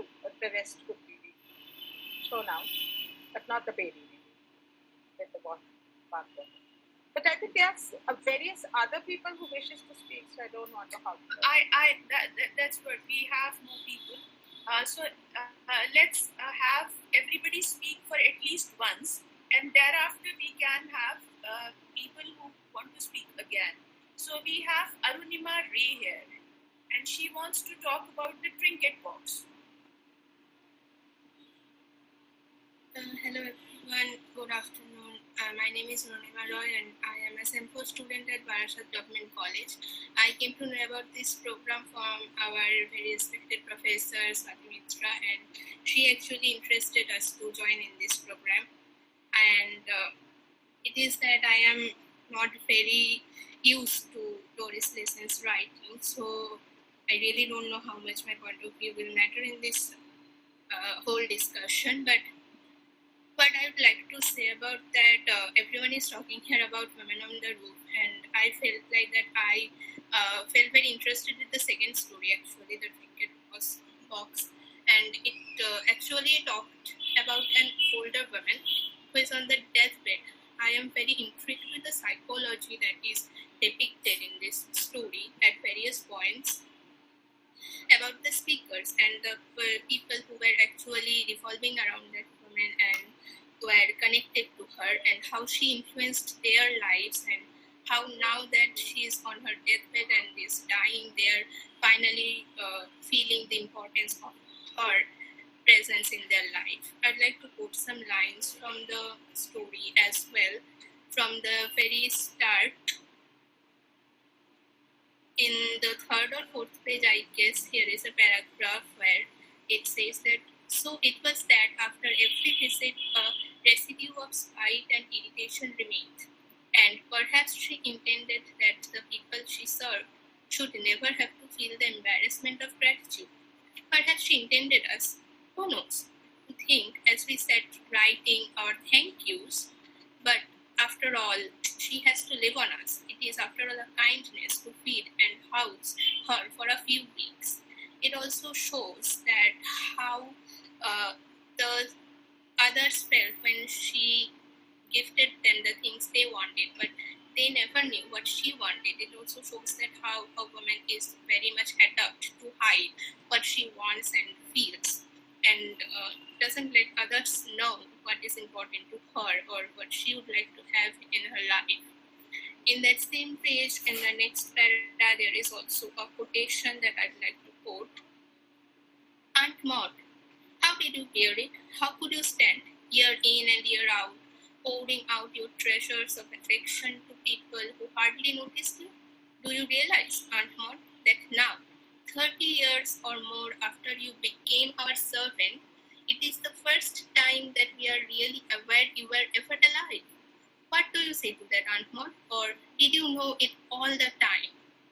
It is also here that we can see how the speaker is now finally feeling that the importance of this Aunt Maud's presence. She has been a constant throughout the story, as some others have also pointed out earlier. And here we can also feel that how we usually take it for granted, those kindness and all those things that are poured upon us without even asking. And it also shows that how the people who are important in our life, we never actually know that they are this much important unless they are on the brink of leaving us alone. And also it shows that the mother figure in a home or in a big family within relatives, even they don't understand the importance of a female figure having among them an elderly woman who pours out everything that she has for her children, her grandchildren, cousins, and other people. The feeling that she is elder and that she needs to sacrifice those things for them, she needs to give them love and affections, even if she doesn't get those same feelings back. This thing is also very much highlighted in this whole story. Another thing that I would like to put here is that there is a talk that everyone speaks the truth on the brink of death. We all know about this thing. And here also it is shown that at the very last moment, she actually tells others that she knew it all along. In the quote, in the very last line of the only conversation that Aunt Maud actually has within this whole text, I put everything right when people became so kind and I knew I was ill. It also shows that the female figures around our society, especially inside our families, they actually do not want to trouble us, and they, even if they're sick, they think about us and what we will feel about their presence and their illness, and they actually try to figure out what they should do to make us feel less uncomfortable about all inside, very inside of their heart. They actually knows that it is not them that we are really thinking about. And it also shows that they also know, they understand what our attitudes are towards them, but they like to keep them inside and do their parts, their duties that they think they should do, or that is ingrained inside them that they should do for their family and friends, and they continue doing that even if they do not get anything back. And at the very end, at the very last page of this story, there are also some very beautiful lines that are showing the emotions and the feelings of the speaker or the people around her who actually took the kindness and treasures of Aunt Maud as granted. There is this line that, and slowly, in each of us, an emotion hardens, which is painful because it can never be released. Feeling this intolerable ache, a dull and sorrowful rage. There it is, the word rage. After everything that we see and feel when this person actually dies, and we do not have anything to do other than crying our eyes out or banging our heads on a wall, but we can't even do that because, as she has said in one of her earlier quotes, and the speaker quotes in the second last paragraph, there are some things. Arunima, sorry to interrupt you, but if you could please sum up, because we are left with just 25 minutes more, and I would like others also to speak. Yes, ma'am, I am nearly at the end. And so this is also a feeling and the psychology. I'm seeing that everyone is very much talking about the women side and the feminism and other things, and other perspectives as well. But no one is actually talking about the psychological point that are being brought up in these stories. So I thought that I'd talk about the psychological things that are brought up in the Trinket Box, because out of the 3 stories, this is the one that touched me the most. That's all I'd like to tell everyone about this, my point of view about this story. Thank you. Thank you so much, Arunima. And your choice of the story, The Trinket Box, again, you have chosen to comment upon that. It's very interesting, very appreciable, in fact. And let's begin with the story itself. And Pahul wanted to add something, but Pahul, you can add when we come to that story, whichever you want to talk about more. So let's, I guess we should begin with Debbie and Judy first, isn't it? That would be good to start with, from the beginning towards the end. So, in Debbie and Julie, what I have found is that there are 2 things which they have very subtly they have pointed towards. Firstly, that there is this Aunt Jessie, who is also an unwed mother, and she loses her prospects of life because of this unplanned teenage pregnancy, and she has to marry a man probably who's not much deserving of her. She has to marry beneath her, and her other prospects of life are closed forever. Then, in case of Julie, when Julie is slightly, she's clean, she's washed, and she has eaten her sandwiches, she is no longer hungry, weak. What she thinks is she plans.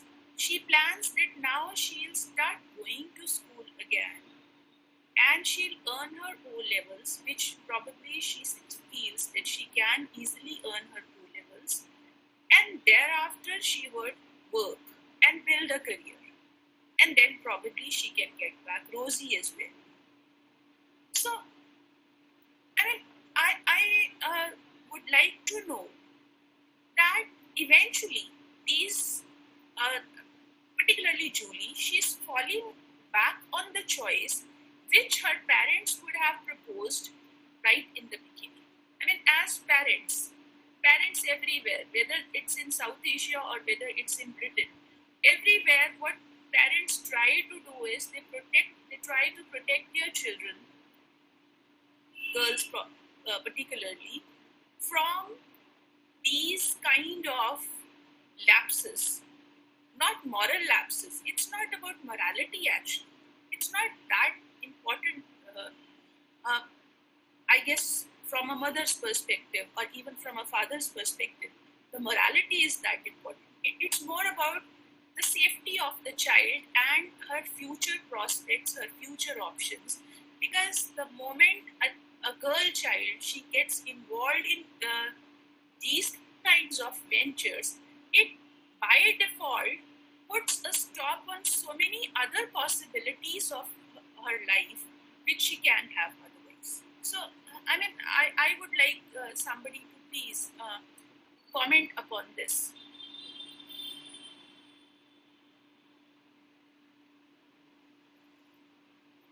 Pahul, Pahul wanted to say something. Pahul, was it concerned with this story, Debbie and Julie? Yes, ma'am, it was concerned with it, but it is totally different to the point that you are saying. Okay, what do you want to say? Ma'am, I just want to add some points. The stories that we have read, all the 3 stories, the characters, they are so relatable, but at the same time, they have made certain decisions which are so non-conventional.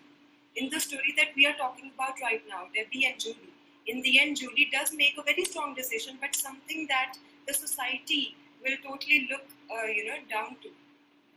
But the point that I wanted to add is that if you look at the Indian society does not accept this kind of thing very easily, right? And when I have read the Indian works as well, which discuss the same topic, there are certain movies which discuss the same topic, teenage pregnancy. But when we read these kind of authors, which are international authors, and all the 3 stories, they show us that women everywhere, we are stereotyped. And being stereotyped is something very dangerous, right?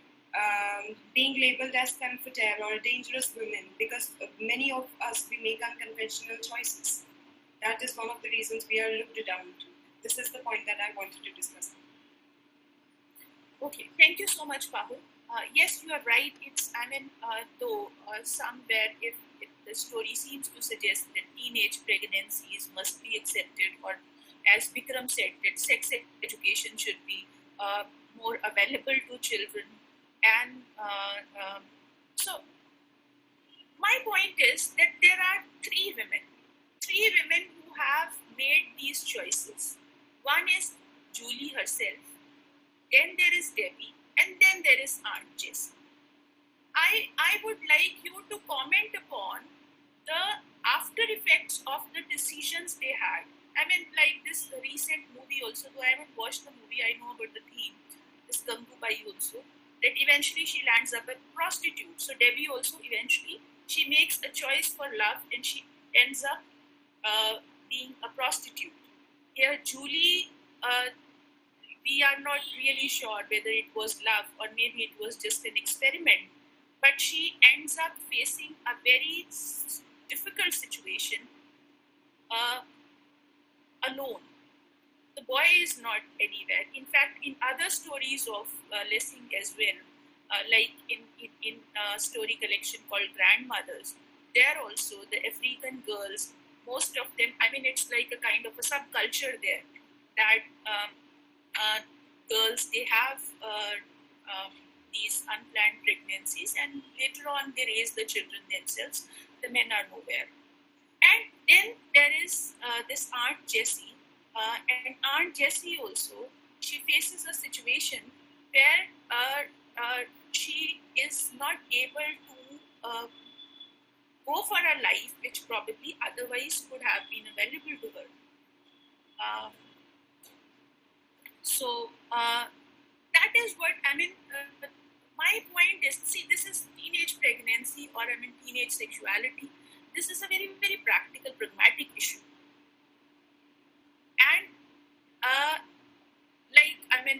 in South Asia, this is particularly, I hear the cases every day.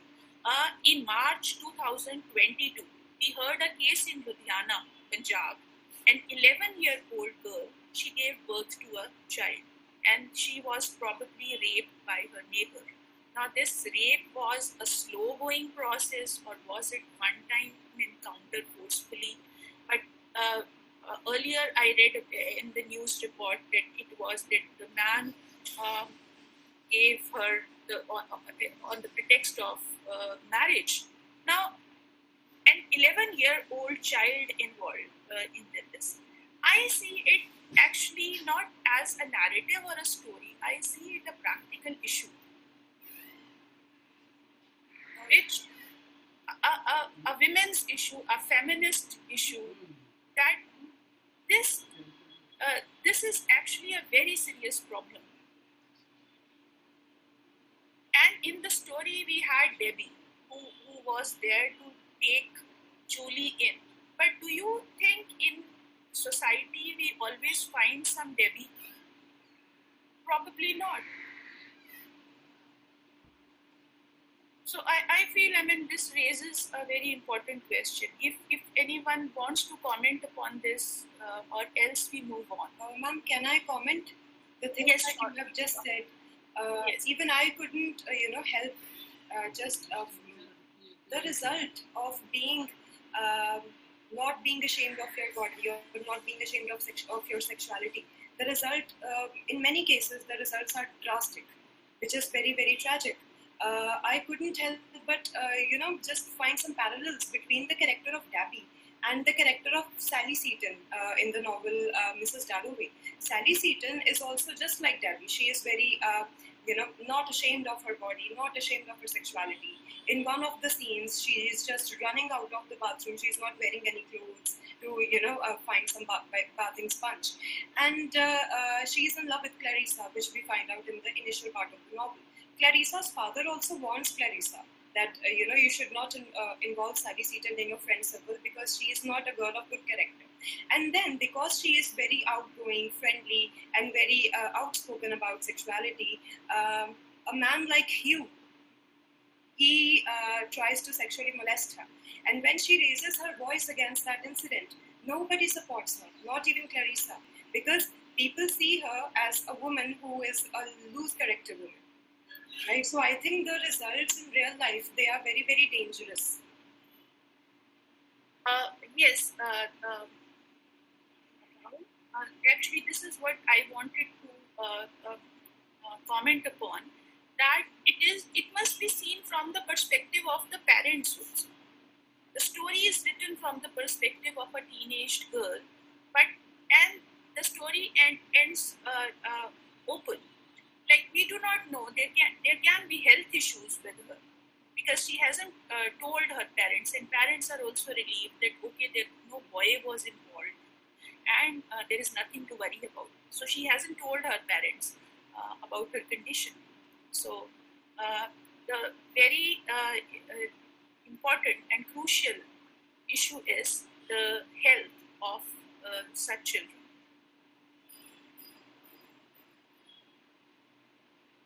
Okay, so with this, let's move on to the second story. That is a woman on a top, on a rooftop. Okay, a woman on a roof. So many people have already discussed this story a lot. My observations had been that Tom, Harry, and Stanley are allegorical figures. So is the woman herself, as Swastika mentioned it, that the woman is anonymous, so therefore she is representative of all the women. So therefore she is an allegorical figure for female sexuality. Similarly, Tom is also an allegorical figure for sexual desire of a man. And Harry is actually that mature, postmodern man, that ideal man we all expect, who let people be. A grown-up, a mature man who doesn't bother to make it a personal issue that why a woman is lying naked on her own roof. But Stanley is the most interesting character here, who is the stereotypical man. That a woman who in her private space also, why she is asserting her body, asserting her sexuality, and he takes it as a personal offense. Somebody please kindly, if you want to add more to it, probably Kushi, would you like to talk more about it? Yeah, I actually wanted to talk about the class difference which was mentioned, of course, in connection with asserting the female sexuality or accepting the female body, being comfortable with the female body. I would want to put it that way. So, what came to my mind was, which I mentioned earlier also, is that, and also about which I think Shati, lightheartedly mentioned, that what she found funny. For me, actually, all the three short stories hinge on irony.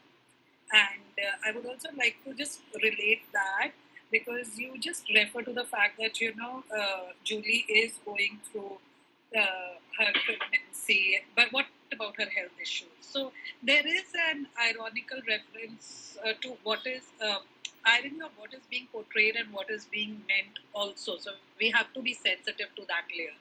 Coming back to this one, Woman on the Roof, and about the class difference, I agree with you on the fact that, they are allegorical figures, and I will just try to relate that with irony, because it is very clear everywhere of the class difference. They are working class men, and she is apparently from the privileged class, right? So that difference is quite obvious. But as the story progresses, we also see that from the privileged class, one of the women, I think I missed her name, she sits down and has tea with them and Stanley, and she also flirt lightheartedly, right? So at one level, if the boundaries are drawn, the boundaries are also, they are not very strictly divisive boundaries, right? They blur.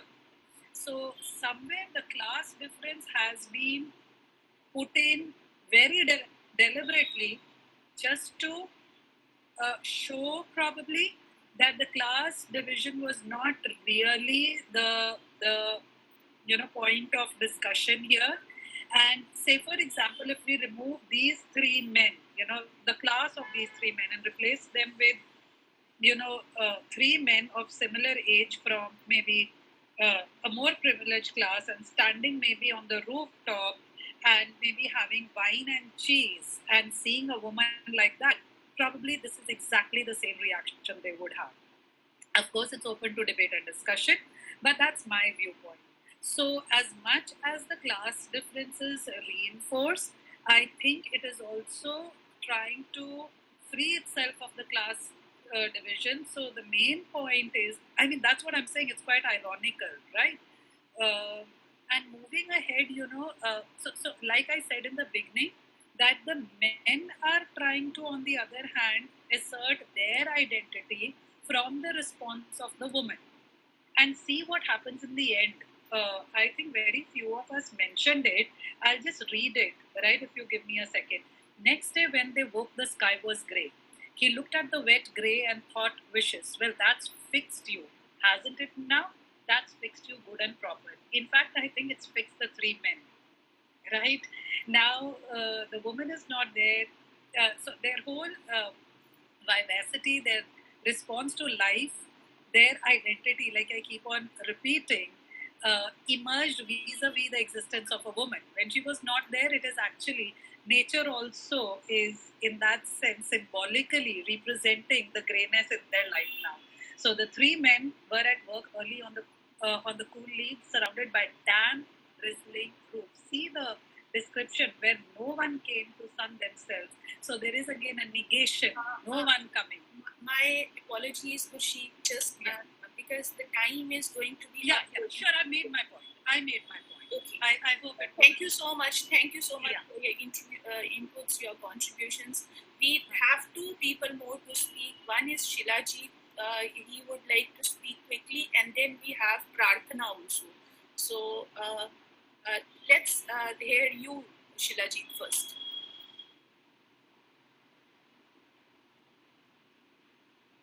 Shilaji, are you there?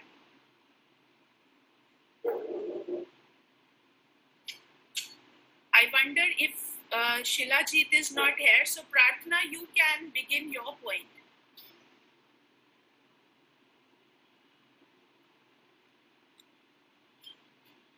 Hi everyone, am I audible? Yeah, you are audible. Please introduce yourself. I am Prarthana Roy. I am a student of English Honours 4th semester in Barshad Government College. I haven't read any of Lessing's other works, unfortunately. It was Shati Mitra ma'am who encouraged me to join in this meeting and read her works.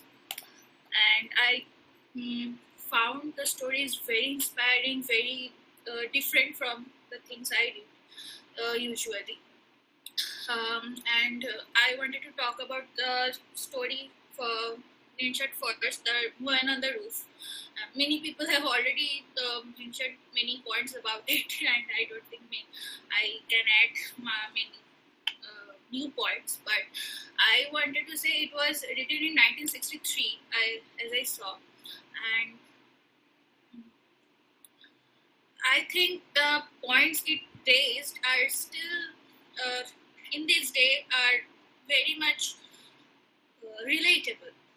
Just because a woman is not wearing any clothes or barely wearing any clothes or showing off her body, she becomes a possession of male. It's a timeless thing, and we are very used to it in India. We see everyday newspaper about people, women getting raped, and just because her clothes were not appropriate. But to see the same things are happening in Western countries are a little frightening for us, because we think of them as the first world countries who are very advanced and very open-minded. The women have lots of freedom, but when we see that that's not the case, it terrifies us, especially as women, because then what chance do we have as a third world, as a woman in third world country? And while reading this story, the ending struck me as very unconventional, because this types of stories tends to end in a different way. Like I read a novel by Suchitra Bhattacharya, Tohon. It was also made a very famous Bengali film. Pratna, quickly, please. Yes, sure. In that, women almost got teased, and Chinu, the protagonist of the novel, she protested, but at the end, when Chinu went to testify, she was asked all these uncomfortable questions about where she was, how her character was, and nothing about the women who got teased. So when this story in this story, the woman rejected the man. That was really inspiring and little unconventional. That's what I wanted to say. Thank you so much. Thank you so much, Pratna. And then we have Shilajit, who wants to talk something about male gaze. The story is again a woman on a rooftop. Yes. Shilajit, please. He's written his comment, so I'm just reading it out. As Laura Mulvey points in her essay, Visual Pleasure and Narrative Cinema, scopophilia or male gaze is a way used stereotypically by the directors to make the audience look at woman's body in a sexualized way. This is also happening in this movie. Yes, we totally agree with you, Shilajit. Yes, and your reference to this Laura Mulvey's essay, so that is very relevant here. This is the story of male gaze, actually. Three men looking at a woman from a distance and assuming all sorts of things about her. But it is also irony. It is certainly irony sizing and making the male gaze, presenting it very ironically, because we are used to being every narrative demands that we identify and appreciate the male gaze. Here, the reason why I pointed out that, and I think Bushik was also there pointing out that there is an irony here. The gazes are actually, the tables are being reversed on them, and we are made to look at these gazers rather than the woman most of the time. And we are being critical of the male gazers. So, and the entire concept of male gaze. Right. While the story is put up like this, that there is a woman and men are looking at her, actually, while reading the story, he starts looking at these three men.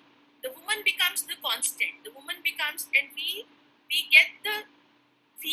gaze towards men. I guess that's what she also wanted to say, and probably you also referring. We have our one senior professor from our department, English department, Guru Nanak Dev University, Manbir Singh Bhullar sir. So Manbir Singh Bhullar sir has also written his comment in the comment box. Sir, would you like to speak it yourself or I read it? I guess he wants me to read it. Okay. So Manbir sir has written, I strongly agree with Ujjal's point about the first story.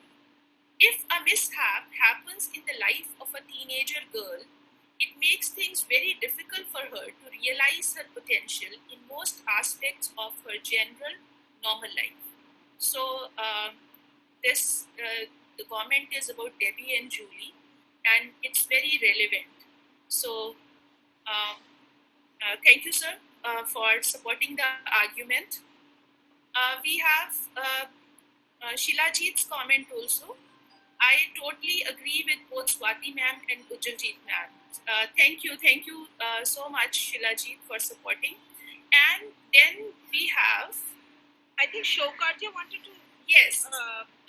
Yes. So Shokarjo Ghoshal, he wants to say something, and I guess quickly we can have. That's the final wrap up, I would say. Yes, yes, definitely, yes. Yes, Mr. Ghoshal, please. Yeah, all right, ma'am. Thank you so much for giving me the opportunity to speak on my observations. Yeah, actually, a couple of things I'd like to point out. For example, with regard to the story Devi and Judy, that sometimes in the mainstream society, the teenage pregnancy actually, is not accepted by the society.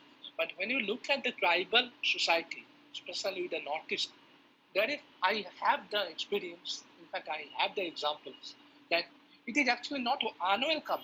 In fact, there are some things. In fact, in some societies, when a girl gets pregnant because of the love affair, the society doesn't, shun away or doesn't, reject the girl. Rather, the baby along with the girl are both accepted by the society. So it actually happens in the tribal societies. So in fact, in my opinion, tribal society is in a bit different and quite advanced. In fact, if you say from that perspective, than the mainstream Indian society. Although we have a very opinionated and very partial opinion about the tribal societies, that they are not so much developed or not, they are quite different from the mainstream society. But when it comes to accepting the unwed teenage pregnancy and anything, they are quite developed, quite advanced than the mainstream society. That because I am living in the Northeast, so that I feel that particularly that. In fact, also with regard to and with regard to the particular story that is a woman on the roof, that one person was talking about the male gaze. In fact, I feel that the same kind of thing applies with regard to Arunne Dinrakil by Satyajit Ray. When the camera actually was projected on Dooley, when Dooley was making out with one of the boys, there are 4 characters who went to the jungle mahal or maybe to the forest from Calcutta, and one of the characters, which was played by Sumit Ponjo, was making out with Dooley, one Santal girl, one tribal girl. Then the camera, Satyajit Ray was projecting the camera on the particular girl. And here apart from the gaze theory, we can also apply the theory of John Berger, ways of seeing that looking itself is actually a political act, and looking itself is a kind of theory. Not that only gaze theory we are actually talking about. Of course, gaze is there, but apart from that, the political act of looking also is there very much, which I feel. That's my opinion. That's such a brilliant example. Yeah, I was really taken in by it. Shokaja, but we are going to write to you because, and I do hope you are going to join the Lessons chapter, the Lessons Society South Asia chapter. Yeah, I would be glad to do it. Yeah, we'll send you the name. Yeah. But Ujjal, it is you who is doing the last final honors for the night. But maybe the reading group would like to meet again in a couple of months' time, where sometime late August or something like that. I think it's perfectly all right. And thank you, Shakaju Ghoshal. It was really a very important, pertinent point you raised that seeing is a political act. I wish we had more time. In fact, now the discussion has really warmed up, and it like very brilliant ideas are coming up. I wish we could talk more. But No, everything good cannot happen in this life. We must leave some for the next life. And there is one. Ma'am, Would be more just sessions. one point, ma'am. Just let me wrap up with another one point. Sorry to interrupt. I'm taking too much of Never time. mind. Sorry, please. I beg your pardon. Yeah, actually, when we are talking about the class difference with regard to the story that a woman on the roof, in fact, we find that there is a tendency to criminalize the working class people. In fact, if we look at the novel, The To Kill a Mockingbird by Harper Lee, then there is also a character, black character, and who was charged of raping a woman. So apart from that, we have the particular tinge of racism. So when you talk about the class difference, it's not only the class but also the racism and all that also is coming up. So with regard to the class issues, in fact, we find that if we are talking about the class, then the things will become quite complicated and quite different. Here, as the girl is actually from quite an upper class background and the men are actually from working class background, then if we try to justify their act, yeah, that kind of thing cannot be justified. But since we talk about the class difference and class issue, then we feel that there was a kind of tendency for the upper class people to criminalize the working class people. And if we add that particular point, then the entire perspective of feminism would become quite reversed. And here the act could be rather be turned out to be quite complicated and difficult. That, in my opinion. Okay, thank you so much. Thank you so much, Shikaj Bhushal. Well, yes, I think your statement that seeing is politics in itself sums up everything.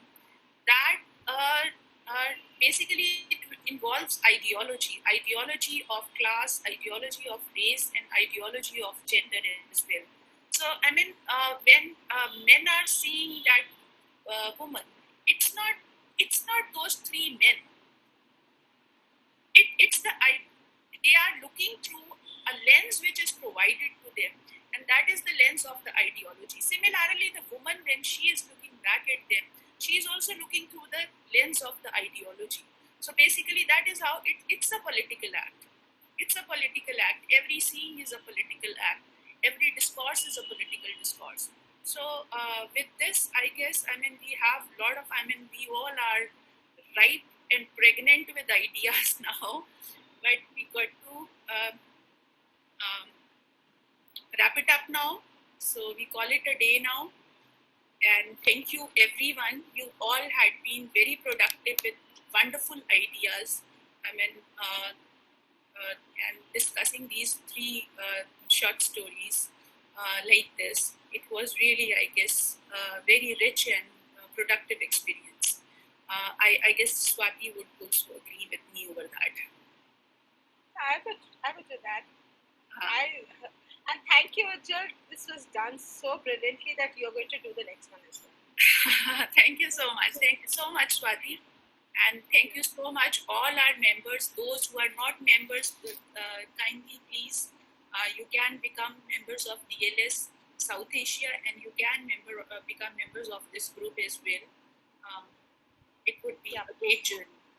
There's just somebody to thank, which is, incidentally, Shilajit is the person who is giving us technical support today, which is why he was coming through as DLS South Asia. Okay. So he gave us this technical support from CSGCN, and there was some issue with recording. So Skyline Web and Application India is very kindly recording this entire procedure. Hopefully, we can have it uploaded in some YouTube channel of CSGCN, as well as Shilajit or they are doing a Facebook for DLSSA, so we can have it there as well. Sheilajit and Auditra will get it done. They have promised me. So that is I really don't wonderful know to know that the whole session was recorded, you mean? Yes, they are trying to record it through a different, some kind of a software, Okay. which is why Skyline Web is here. They are recording. Yes, because I for was a us. little disappointed. I could not see Yeah, the red button. No, because Google is playing very, very pricey, as we all know. Even with the suit and an educational hub and all that, we need to upgrade, and most of the colleges are yet to do it. So they have very, very kindly agreed to do so for us. They usually provide the colleges with all the technical and system management support. So very kindly agreed to do this. So thank you so much, Skyden. Thank you so much. Yeah. Yes. So let's hope we have a more or less good recording and we can do it. And Sheilajit and Auditra will do the Facebook and your WhatsApp, which you have been asking for, the WhatsApp group. So let's see how much gets done and how fast. So till we meet again. Yes. Maybe August. Again. Maybe August. Yes. Okay. Thank you, everyone. Thank you so much.